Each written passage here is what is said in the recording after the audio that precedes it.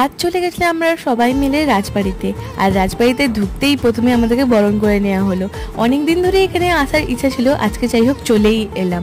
আর রাজবাড়ি যেহেতু নাম, পুরো রাজকীয় একদম অ্যাম্বিয়েন্স, সঙ্গে সিতারের এত সুন্দর ব্যাকগ্রাউন্ডে একটা মিউজিক বাজছিল, খুব ভালো লাগছিল শুনতে।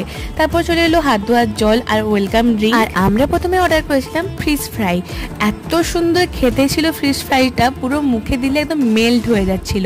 কোটিংও খুব পাতলা ছিল আর ম্যারিনেশনটা দুর্দান্ত। তারপর ছিল আমাদের ভেজ থালি। এখানে 3 রকমের ভাজা ছিল, স্যালাড ছিল, ডাল ছিল, পোস্ত ছিল, শুক্তো ছিল, সঙ্গে চাটনি, পাঁপড় আর পায়েস। তবে শুক্তো মেখে খেলাম, শুক্তোটা এত সুন্দর খেতে ছিল, আমি এখনো টেস্টটা ভুলতে পারিনি।